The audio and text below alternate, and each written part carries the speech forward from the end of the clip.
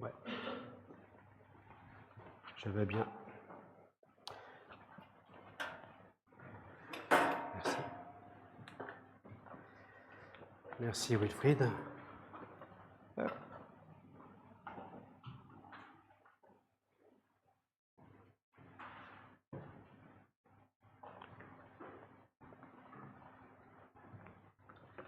Alors sans transition, faut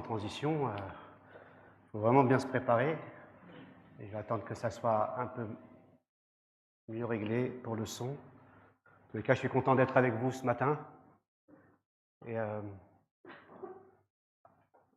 manière particulière, ce dimanche, comme vous l'avez vu, c'est un dimanche où toutes les églises de notre union, l'AEEI, l'Alliance des Églises Évangéliques Interdépendantes, eh bien, nous avons choisi ce dimanche-là de mettre l'accent sur la vocation. C'est pour ça que nous interrompons un peu la série sur les héros de la foi, courir avec endurance. Un écho là. Et donc, nous voulons non seulement nous rappeler l'ordre missionnaire de Jésus, mais aussi concrètement mettre de côté une offrande dans le but de soutenir ceux et celles qui voudraient se former, s'équiper et servir le Seigneur. Et ça, c'est vraiment quelque chose qui nous tient vraiment à cœur. Comme cela a été dit, ce n'est pas un problème d'argent. Quand Dieu appelle, il pourvoit.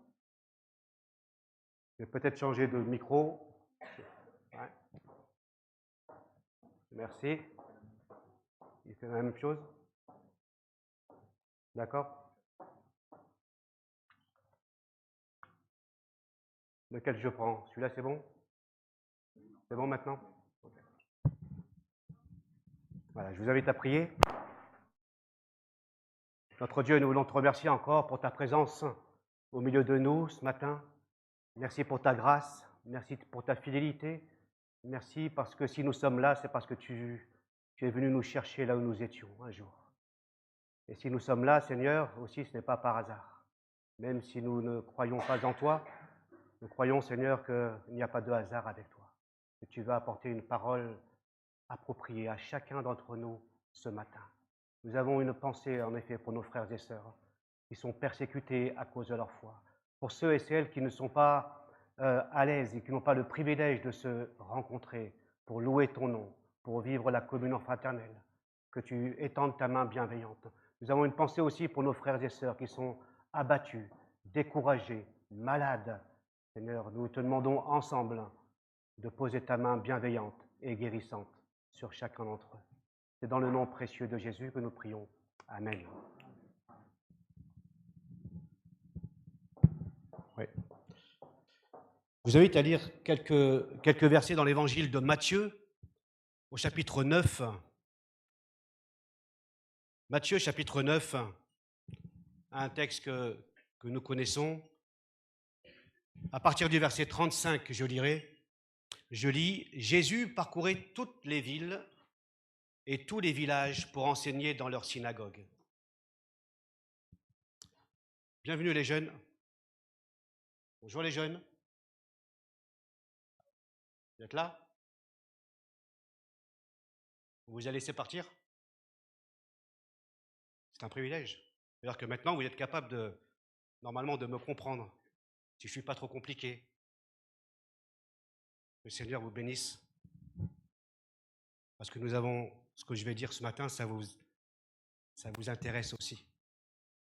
Travailler, être des ouvriers dans la moisson de Dieu. Je reprends la lecture, d'accord? Dans Matthieu 9, à partir du verset 35. Jésus parcourait toutes les villes et tous les villages pour enseigner dans leurs synagogues. Il proclamait la bonne nouvelle du royaume de Dieu et il guérissait toute maladie et toute infirmité. En voyant les foules, il fut pris de pitié pour elles, car ces gens étaient inquiets et abattus, comme des brebis qui n'ont pas de berger. Alors il dit à ses disciples, « La moisson est abondante, mais les ouvriers peu nombreux. Priez donc le Seigneur, à qui appartient la moisson, d'envoyer des ouvriers pour moissonner. » Jésus appela ses 12 disciples et leur donna l'autorité de chasser les esprits mauvais et de guérir toute maladie et toute infirmité.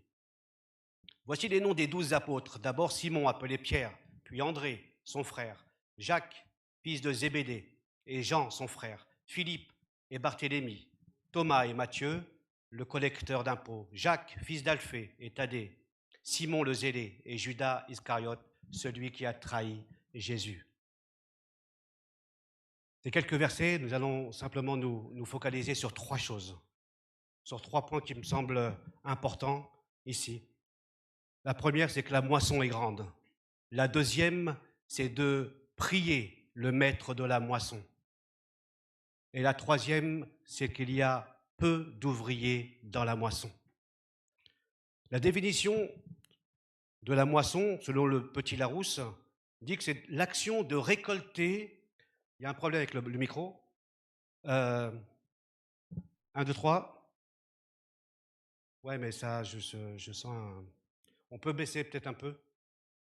La définition du Larousse, action de récolter les blés, les céréales, lorsque les grains sont parvenus à maturité. Ça, c'est la définition de la moisson, lorsque les grains sont arrivés à maturité. C'est-à-dire qu'à un moment donné, il faut les arracher, il faut les récolter, il faut les prendre. Et Jésus parle de cette moisson-là. La moisson, elle est grande. La moisson, elle est abondante. Vous savez, quand j'étais petit, on allait travailler. On était tout petits, hein. Peut-être 10 ans, peut-être moins, j'en sais rien. J'allais avec mon frère, ma grande sœur, etc. Et on appelait ça les patates. Qui a déjà fait des patates? Je suis pas. Oh! Les patates, c'est quoi les patates? Premièrement, on n'avait pas d'argent.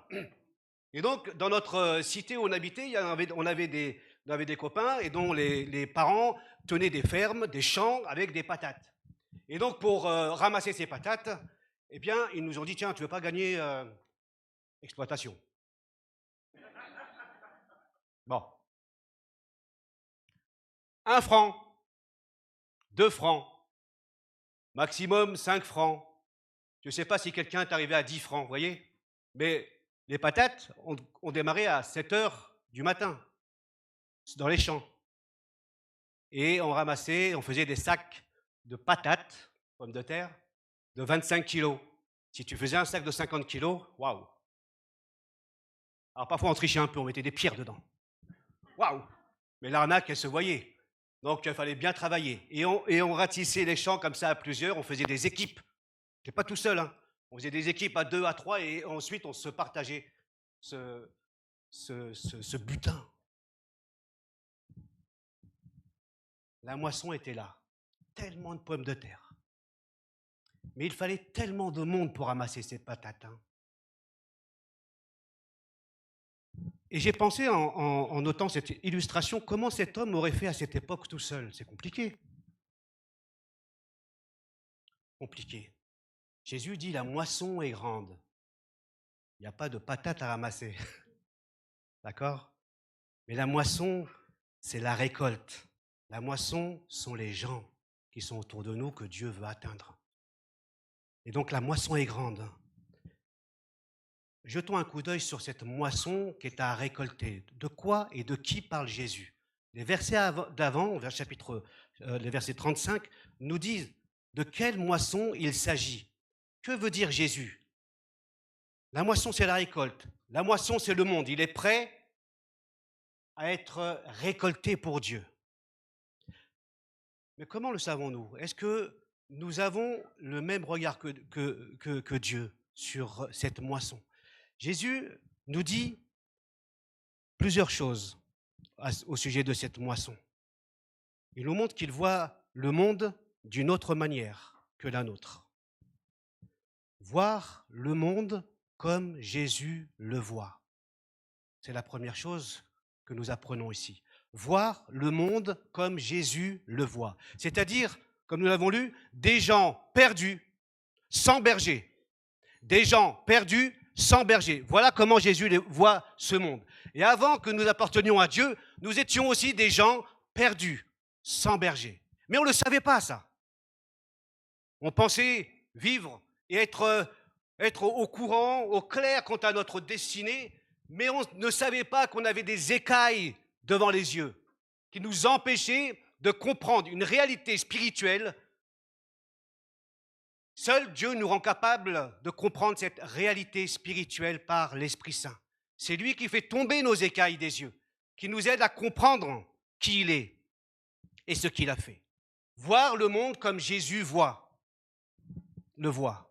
La deuxième chose, il voit cette moisson, cette récolte, comme des gens inquiets et abattus. Il voit ce monde comme des gens inquiets et abattus. Voilà comment Jésus, de son époque, et comment Dieu continue de voir notre monde, comme des gens qui n'ont pas de berger, qui ne savent pas où aller. La Bible dit que nous étions des leurs, comme des brebis, ne sachant pas où aller, perdus. Mais il voit quelque chose de encore plus profond. Il voit à la fois quelque chose de visible, des gens perdus, mais il va jusque dans l'intimité des cœurs. Il voit des cœurs abattus et des cœurs inquiets. Waouh! Peut-être que quand tu prends ton bus, ton métro ou quand tu vas au travail, tu es avec un collègue ou des amis qui sont toujours contents, toujours joyeux. Mais peut-être que l'apparence te trompe et qu'au fond, ils sont inquiets et abattus et qu'ils ne peuvent absolument pas se confier à qui que ce soit. Ils sont inquiets et abattus. Voilà comment Jésus voit ce monde, cette moisson. Et autour de nous, nous avons tellement de personnes qui ont le cœur vide, qui ont l'esprit tourmenté, qui aspirent à une vie meilleure et qui sont abattus et qui cherchent des solutions, qui cherchent d'autres chemins pour améliorer leur vie. Et Jésus est venu pour cela, pour sauver le monde, pour changer les cœurs inquiets, pour restaurer les vies brisées, pour leur donner une espérance vivante. Mais ce n'est pas terminé. Il voit des gens perdus, il voit des gens inquiets et abattus, mais il les voit de quelle manière? Émus de compassion. Voyant les foules, ou voyant la foule, ému de compassion, littéralement pris dans les entrailles. Ça prend les tripes. Vous ne pouvez pas être dans la compassion sans agir. La différence entre une compassion émotionnelle, je l'invente ce matin, une compassion émotionnelle, c'est quand vous êtes devant l'écran de télé, vous avez un fait divers, vous êtes pris comme ça, et puis après vous éteignez votre télé, vous allez manger votre Burger King. Et vous avez oublié ça. La compassion de Jésus, elle s'accompagne toujours d'actes. Elle est suivie d'actions. Ça, c'est la compassion de Dieu. La compassion de Dieu, elle n'est pas j'aime le monde. Si tu aimes le monde, c'est une première étape, c'est bien. Si tu restes comme ça, c'est une compassion émotionnelle, il n'y a rien. C'est creux. Moi aussi, je peux dire j'aime le monde. Mais nous savons que Jésus n'a pas dit de loin, j'aime le monde. Il a quitté son trône de gloire. Il a quitté ses privilèges. Rien ne le poussait à venir. Il a fait par amour pour nous. Il n'est pas simplement venu prendre la condition humaine, il a porté notre péché à la croix.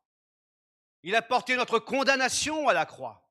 Parce que la Bible nous dit que nous étions séparés de Dieu à cause de notre péché. Il est venu nous réconcilier avec lui. Il ne nous a pas aimés de loin. Il n'a pas fait de beaux poèmes. Mais sa vie est une preuve, une manifestation de l'amour de Dieu. On est frappé, en effet, quand on lit les évangiles, de l'amour de Jésus, de sa compassion, des barrières qu'il fait tomber, les unes après les autres, alors que de son époque, il y avait des cloisonnements. Les hommes étaient séparés les uns les autres. Les hommes avaient des préjugés. Ils voyaient des lépreux comme des gens qu'il ne fallait pas toucher, de peur d'être contaminés. Ils voyaient des gens de mauvaise vie qu'il ne fallait pas fréquenter. Et pourtant, Jésus est parti manger et boire l'apéritif avec eux. Il s'est laissé toucher par une prostituée. Il est parti manger avec Zachée, le publicain, le voleur des voleurs.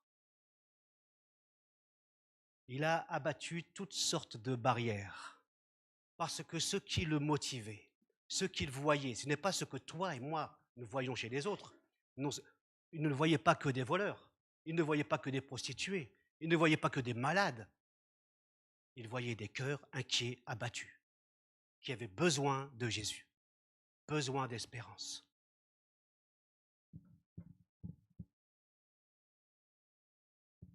La question que je me pose, c'est, ou je te pose, c'est, vois-tu ce que Jésus voit? Et aimes-tu ce que Jésus aime?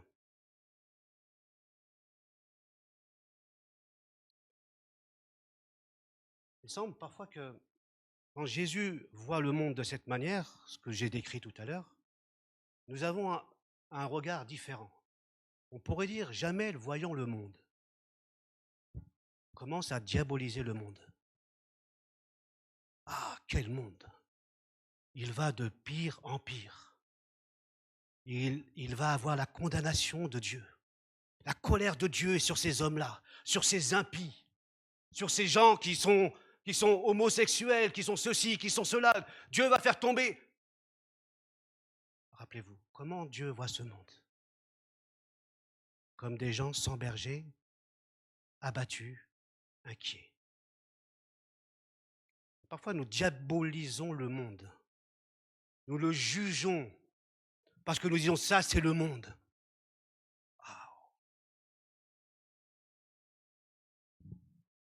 Et pour les plus justes en tant que croyants, on va même plus loin. On se sépare de ces gens. Il ne faut pas les fréquenter. Il ne faut pas les accompagner. De peur que tu sois contaminé. On ne sait jamais. Pour un peu que tu manges avec un publicain, pour un peu que tu ailles chez Zachée, un voleur, il ne faut pas qu'on t'associe à ces gens-là, tu sais.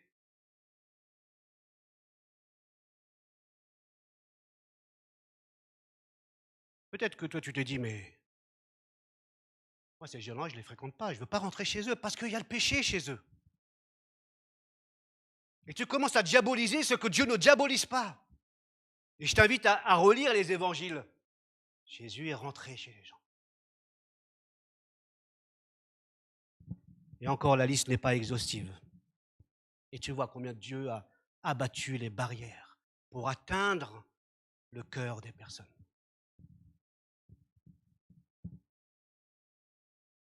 Alors comment voit-on le monde? Peut-être d'une manière indifférente. On s'en fout, quoi. Moi, je prends le métro. Dernièrement, j'ai pris le métro pour une rencontre pastorale. J'ai dit, allez, je ne vais pas prendre la voiture. Je vais reprendre, ça va me rappeler l'ancien temps. Et pour aller à Paris dans le 20e. Et j'étais frappé. Déjà d'une, j'étais paumé. Avant, je connaissais Paris comme ma poche. Je pouvais y aller en voiture, en métro, en RER, n'importe où. Je pouvais les yeux fermés. Alors là, j'étais comme à nouveau. Je regardais, je ne me trompe pas, je descends où? Hop. Alors, ce qui était frappant, tout le monde était assis. Hop, les casques. Et on est là, les uns assis à côté des autres. Et je me dis, parfois, on voit le monde comme ça. Dans l'indifférence totale. Alors oui, tu vas me dire, oui, mais jamais, c'est des transports. Ok, on passe. Et là, avec nos voisins, par exemple. Tu les vois tous les jours, ou tu les vois même pas. Comment voit-on le monde? Quand je dis le monde, comment voit-on ceux qui nous entourent? Il ne suffit pas simplement de savoir comment Dieu voit le monde, ni comment il l'aime. Il désire à son tour que nous puissions le refléter.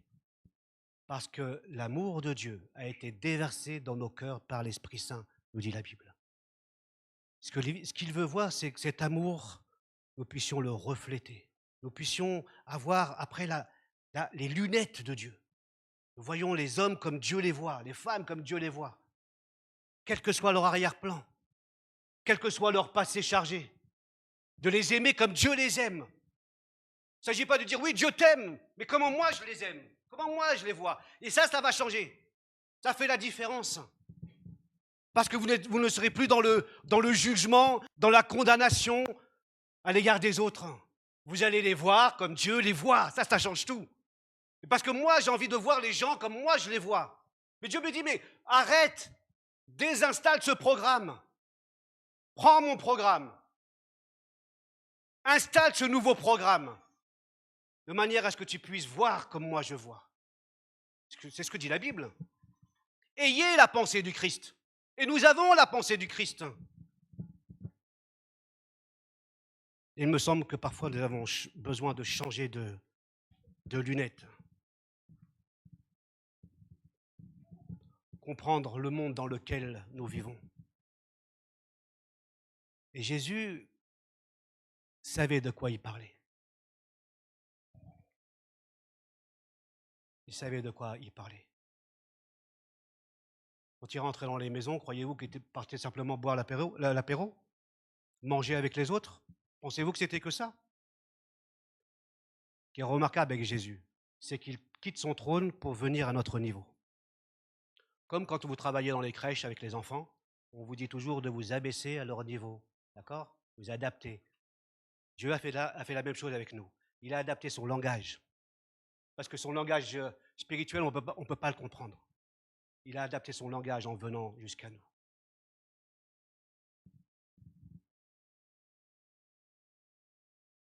Et si nous commençons à comprendre ce par quoi les personnes, ce qu'elles traversent, on pourra peut-être mieux prier pour elles.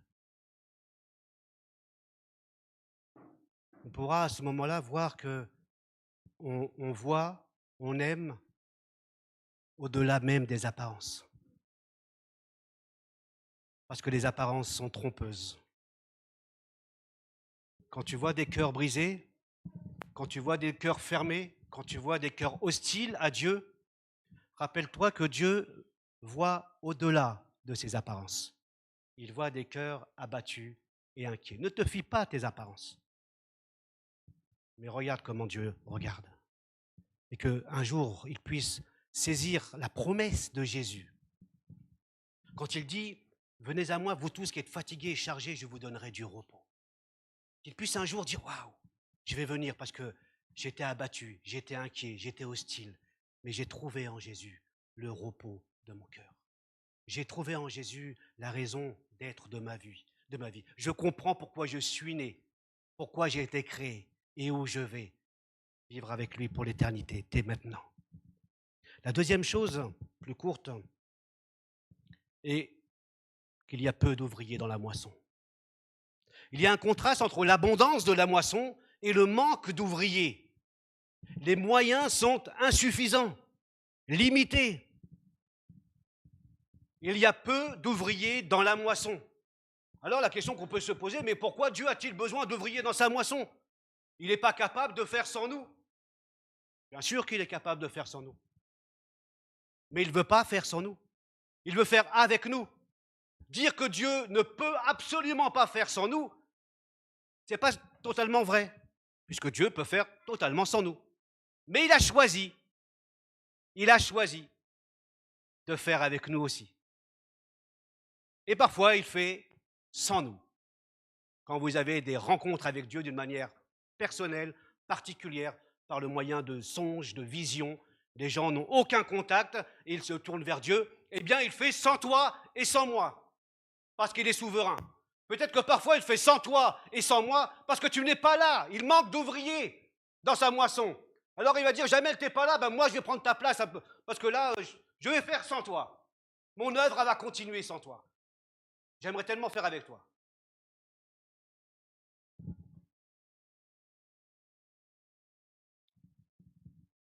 Pourquoi il y a si peu d'ouvriers?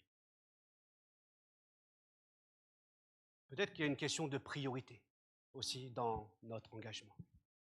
Une des prédications encore récemment avec Gédéon. Peut-être que nos priorités ne sont pas claires à l'égard de Dieu. En tant qu'ouvrier, je me situe peut-être comme un ouvrier, vous voulez en parler tout à l'heure, mais un ouvrier auto-entrepreneur, tu vois. J'ai pas de patron. Je peux être là, mais je suis auto-entrepreneur. D'accord? Je ne suis pas à ton compte.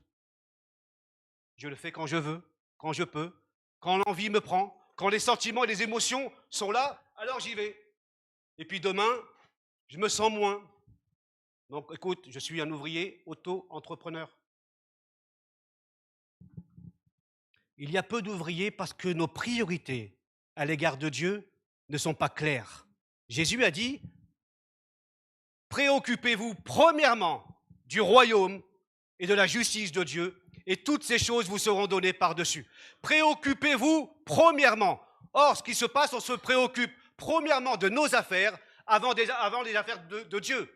C'est pourquoi nous avons besoin de revoir nos priorités. C'est ce que nous avons vu dimanche dernier, je crois, en réagençant nos engagements à droite et à gauche, en remettant Dieu au centre, afin qu'il soit la priorité dans ma famille, dans ma relation avec mes enfants, dans ma relation avec ma femme, dans ma relation avec mes collègues, les relations avec mes amis, qu'il soit au centre en toutes choses. Ça, c'est prioriser le Seigneur. On a vu que quelquefois, sur ce podium avec les héros de la foi, eh bien Dieu dégringole de la première place à la seconde et à la troisième. Nous avons besoin de le remettre sur le podium afin qu'il soit le premier à servir. Et si Dieu m'appelle en tant qu'ouvrier, c'est qu'il compte sur moi.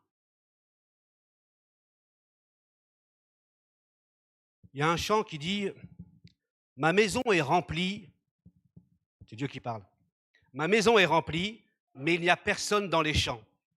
Qui irait travailler pour moi aujourd'hui? Il semble que tous mes enfants veulent rester assis à ma table, mais personne ne veut travailler dans mon champ. » On est bien là. Mais personne ne veut aller travailler dans mon champ.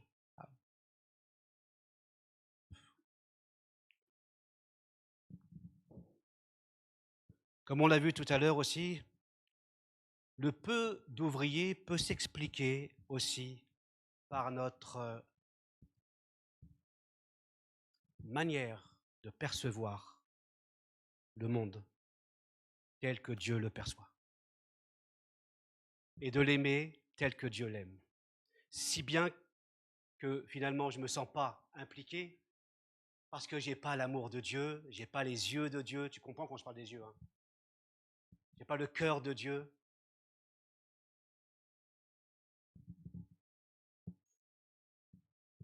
Troisièmement, c'est aussi une lacune qu'on va voir ensemble. Jésus dit, priez le maître de la moisson. Avant que j'oublie, peut-être que la prière est une lacune. Il y a peu d'ouvriers parce que nous ne persévérons pas dans la prière. Peut-être un manque de foi. Un manque de foi. Parce que ce que Dieu voit comme abondant, j'ai peut-être tendance à dire que waouh, jamais les gens vont se tourner vers Dieu. Mais prier le maître de la moisson, c'est aussi se rappeler qu'il y a une mission. C'est celle de Dieu. C'est le maître de la moisson. Le maître de la moisson, ce n'est ni un pasteur, ni un ancien, ni un responsable. Le maître de la moisson, c'est Dieu. C'est lui qui indique comment faire. Et donc, c'est le maître de la moisson qu'il faut prier. Ce n'est pas le pasteur qu'il faut aller voir en disant « Tiens, il manque quelqu'un, on va ici, on va ici ». Non, il faut prier systématiquement. Parce que quand vous priez systématiquement, vous reconnaissez intérieurement que tout dépend de Dieu et que c'est lui qui va envoyer. Quand vous commencez à faire l'impasse sur la prière, vous commencez à voir les gens comme vous les voyez, à croire qu'ils sont peut-être de bons ouvriers dans tel et tel domaine et vous risquez de vous tromper. Pourquoi? Parce que vous n'avez pas prié. Priez le maître de la moisson, qu'il envoie non des auto-entrepreneurs, mais des ouvriers. Des ouvriers qui sont liés au maître. Les ouvriers appartiennent au maître. Ils ne sont pas des auto-entrepreneurs. Ils appartiennent au maître et le maître a une mission pour ses ouvriers. Et donc nous devons prier le maître de la moisson. Et en effet, il arrive que nous manquions de foi, en tous les cas moi, de foi, que nous manquons de prière, que je manque de prière, d'insistance pour oui Seigneur, envoie des ouvriers dans ta moisson. Donne-nous le discernement pour que nous puissions voir qui potentiellement peut devenir un ouvrier entre tes mains. Quand nous prions que Dieu envoie des ouvriers, ce n'est pas simplement qu'il envoie celui qui est assis à ta droite ou à ta gauche ou derrière, d'accord? Tu regardes un petit peu à droite, à gauche qui est autour de toi? Ah, lui, il ferait un bon ouvrier. Toi aussi. Mais si dans ta prière, tu pensais que le premier ouvrier que Dieu vise, c'est toi,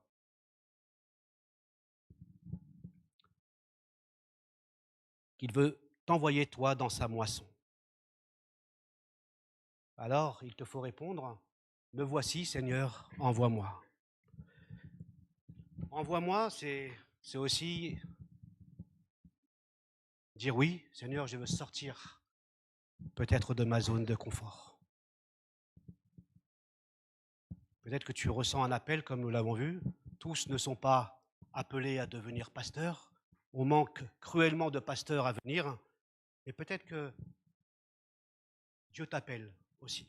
Tu ne sais pas quoi, tu ne sais pas comment, mais tu as le désir de le servir. Et c'est un peu flou quant à l'avenir. Ben, commence avec ça. Et si Dieu commence à planter ça dans ton cœur, c'est peut-être que ça va rester dans ton cœur. C'est peut-être qu'il a en vue quelque chose, une vocation, un appel particulier pour toi, afin que tu deviennes ouvrier dans sa moisson. Et la prière est importante. Nous aurons la semaine prochaine, mercredi 18, jeudi 19, vendredi 20, à partir de 19h30 jusqu'à 21h30, nous avons 3 jours de jeûne et de prière. Nous allons continuer de prier pour nos malades, bien sûr, pour les besoins divers, bien sûr, mais avant tout pour l'œuvre de Dieu dans sa moisson, pour les différents ministères, pour le démarrage, la reprise de l'église à Étampes, l'implantation à Étampes. Nous allons prier pour ça, pour que l'œuvre de Dieu se fasse, s'accomplisse. Nous continuons de prier pour que Dieu nous donne d'avoir une salle tous les dimanches sur la région d'Étampes. Nous prions pour que les ministères soient vraiment bénis, comme nous l'avons entendu. Nous avons des moniteurs, monitrices dans l'école du dimanche. Que le Seigneur continue et qu'il envoie encore, qu'il envoie des ouvriers dans sa moisson. Tellement important que de semer la parole de Dieu dans les cœurs des enfants. Nous l'avons vu dernièrement aussi, l'Église n'est pas là pour se substituer aux parents, mais de marcher main dans la main et d'annoncer la parole aussi aux enfants. Nous allons prier encore pour ce qui se fait dans les maisons de retraite. Nous aurons l'occasion d'entendre un témoignage prochainement, on en avait parlé, mais avec Michel, qui vous racontera comment dans une maison de retraite, les gens l'écoutent. Et ton témoignage est remarquable. Je dis waouh, j'ai failli t'appeler pour dire il faut que tu le lises ce matin. Mais comment est-ce que nous sommes ouvriers dans la moisson de Dieu? La moisson de Dieu, ce n'est pas que l'Église. Kedge m'a dit, mais Jamel, il faut aller dans les hôpitaux, être des aumôniers, etc. Oui, parce que si nous commençons à rester entre nous, nous devenons, je le dis souvent, une église bocale. Tu ne sors pas du bocal. Dieu nous appelle à être une église locale, même régionale, afin que la moisson, nous puissions la comprendre comme une moisson qui dépasse Arpajon, qui dépasse notre département, qui dépasse notre pays en France. Quand on a soutenu, par exemple, les puits pour apporter de l'eau dans certains pays, nous soutenons aussi la mission auprès comme au loin. Mais que Dieu nous donne vraiment de saisir ce qu'il dit. Si Jésus dit qu'il est important de prier le maître de la moisson, alors nous devons aussi prendre cela au sérieux et croire que Dieu va envoyer des ouvriers. Nous n'avons pas besoin de 15 000 ouvriers. Peut-être que parfois 1 ou 2 ouvriers suffiront pour enflammer d'autres ouvriers. Voyez ? La conversion d'un ancien évangéliste mondialement connu, Billy Graham, quand il a donné sa vie, qui pensait un instant que cet homme allait être le plus grand évangéliste au monde? Alors si dans les jeunes, quelqu'un se lève et devient un Billy Graham ou une Billy Graham, alors vous dites, waouh, mais il n'y a qu'un seul jeune qui s'est tourné vers le Seigneur, qui a répondu, mais si ce jeune devient une bénédiction entre les mains du Seigneur, au-delà même de ce qu'on peut espérer, alors, waouh.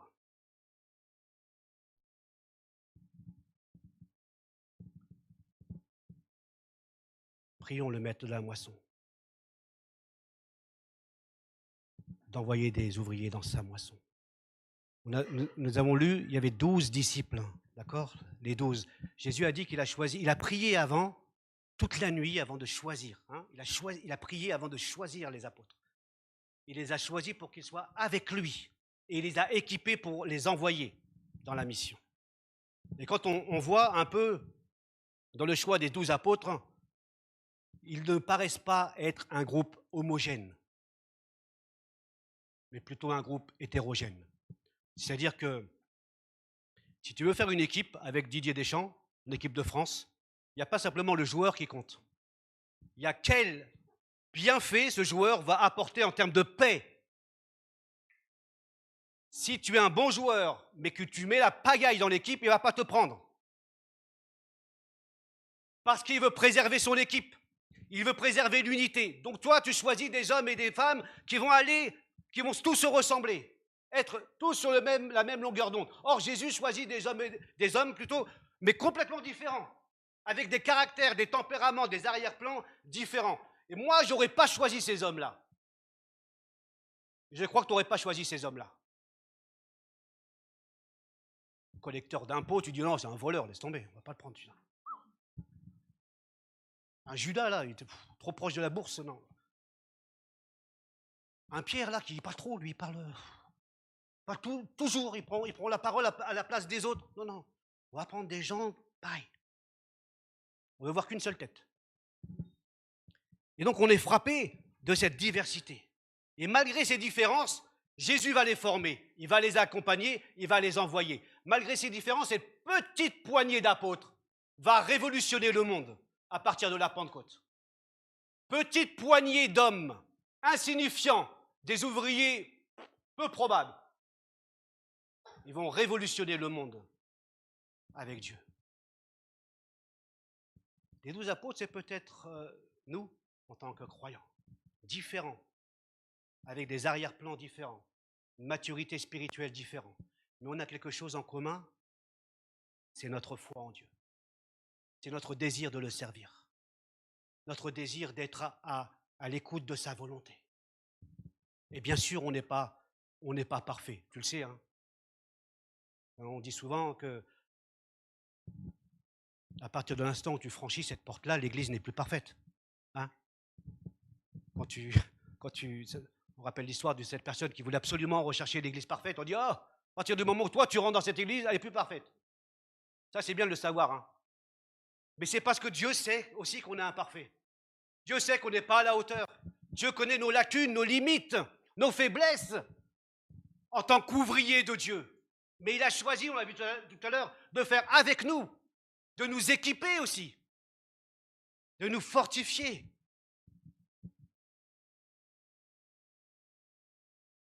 D'où l'importance de ce qu'on appelle le sacerdoce universel. Le sacerdoce universel, c'est être ouvrier, ce n'est pas réservé qu'à des pasteurs qu'on a vus ici. Être ouvrier, c'est toi, là où le Seigneur t'a placé. Peut-être que jamais tu seras pasteur, pas grave. Ce n'est pas une question de hiérarchie. Être ouvrier en tant que pasteur ou être ouvrier en tant que banquier, tu es ouvrier de Dieu, là où le Seigneur t'a placé. Ouvrier, là où le Seigneur t'a placé. C'est pourquoi Pierre nous dit, comme des pierres vivantes, édifiez-vous. Nous sommes des pierres vivantes. Chacun de nous est une pierre vivante au service du Seigneur.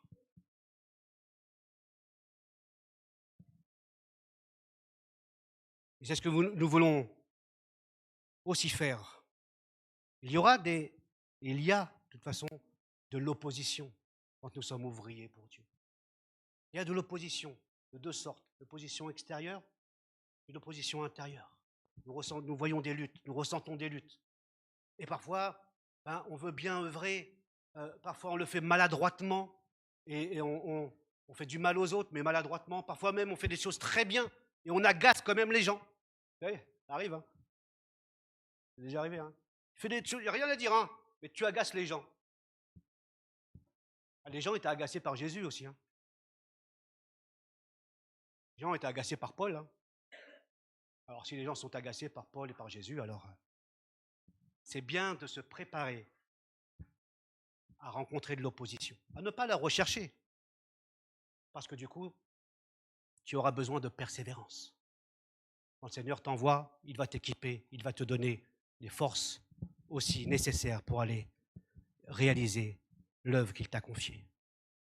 Alors Dieu cherche aujourd'hui des ouvriers dans sa moisson.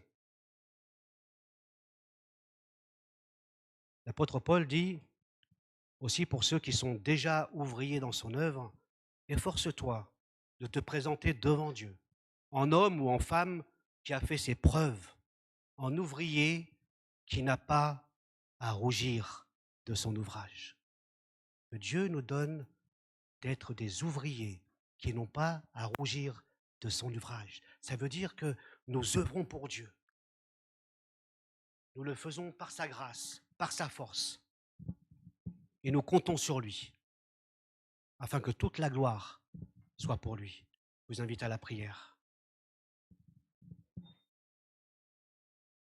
Peut-être que cette notion de moisson, cette notion d'ouvrier, cette notion de prière te vient à l'esprit. Alors, prie le Seigneur. Seigneur, je veux bien être un ouvrier, mais où? Et si tu as des questions, tu peux t'adresser à un frère, à une sœur qui pourront aussi te conseiller.